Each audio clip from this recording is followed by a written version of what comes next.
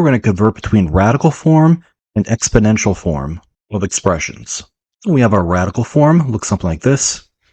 We have our radical, we have our radicand, so the value under the radical. We have an index, so in this case I'll use index of 2, so we're taking the square root of x. And for this example, I'm not going to put a power on that x on the radicand, so if we don't have a power here, the assumed value is going to be 1. So how do we convert this, the square root of x to the first, to exponential form? So here's the rule we're going to use. Let's say we're taking the c root of a to the b power. So a is our radicand, value under our radical, c is our index, and b is the power on the radicand. We can rewrite this in exponential form by using a as our base and raising a to the b over c power. So that's our base, power of b over the index. So what does that look like here? We've got the square root of x to the first. Well, our base is going to be x, and then our exponent, well, our value for b here is going to be 1. So it's going to be x to the 1 over our value for c, which is 2. So x to the 1/2 power. What if I had the cube root of y? So what is that in exponential form? We know if we don't have a visible exponent here on the y, the exponent is 1. So our base is y. Exponent is going to be b over c. Our b value is going to be that 1. Our c value is going to be the index, so it's going to be 1 over 3. So it's going to be y to the 1 over 3. Let's do the fourth root of z.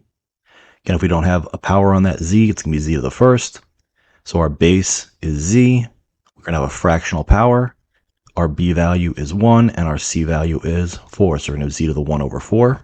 Let's do one more. Let's say we do the fifth root of r. What is that in exponential form? Well, if I don't have a visible power on that r, the power is going to be 1. So our base is r, and our exponent is going to be 1 over, so 1 is that b value. Our c value, the index, is 5, so it's going to be r to the 1 over 5. I know maybe you're seeing a pattern here. If we're taking the root of a value, we can rewrite this in exponential form. So let's say I'm taking the 20th root of z. Any root can be written as a fractional exponent, so this is going to be z to the 1 over 20th power. And we could use our rule here to rewrite our radical form in exponential. A couple more examples going from radical to exponential. If I have the seventh root of x to the second, we're writing this in exponential form. Our base is x. Our exponent is going to be b over c. So our b value is 2. Our c value, our index, is 7. So it's going to be x to the 2 over 7th power. Let's do one more example. What if we have the cube root of r to the 8th? Our base again is r. Our b value is 8. And our index, our c value, is 3. So it's going to be r to the 8 over 3 power. Let's do a few examples where we go from exponential to radical form. So for exponential, let's say we have z to the 1/12. We know our base is that z. So that's going to be our radicand, the value under our radical. The power on the radicand is 1. It's going to be the numerator. And the index is the denominator. So it's going to be 12. And if it's the exponent is 1, I don't need to write it in. So it's just going to be the 12th root of z. We have r to the 4/3. So our radicand, value under the radical, is going to be r. Our index is going to be 3, the denominator, and the power on the r is going to be the numerator, the 4. And what if we have x to the 5 over 6? Our radicand, the value under the radical, is going to be our base, the x. The index is going to be the denominator, 6, and the power on the x is going to be the 5, the numerator. Let's do a couple examples where we simplify. So we've got 8x to the 2/3. We've written in exponential form. I want to write it in radical. So I know the index is going to be the denominator, so it's going to be the cube root. And the exponent is going to be 2, so the exponent is on the entire 8x. So it's going to be 8x squared. I can go one more step.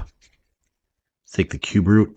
8 squared is 64, and then x squared is just going to be x squared. So the cube root of 64x squared.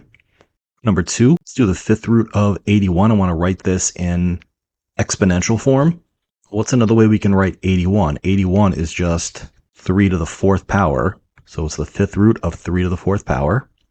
Now I could rewrite this in exponential form. 3 is my base, and I can raise this to the 4 over 5 power. Let's do one more. Let's do 5y to the second to the 3/4 power. We want to write this in radical form. We know this 4 is going to be our index. So I'm going to have the 4th root of 5y to the second to the 3rd power. Now let's raise everything here to the 3rd power. So our next step, we want the 4th root of 5 to the 3rd, and then y squared to the 3rd. So I'll have the 4th root of 5 to the 3rd, which is 125. And then y to the second to the 3rd power is going to give me y to the 6th power. So my answer here is going to be the 4th root of 125 y to the 6th.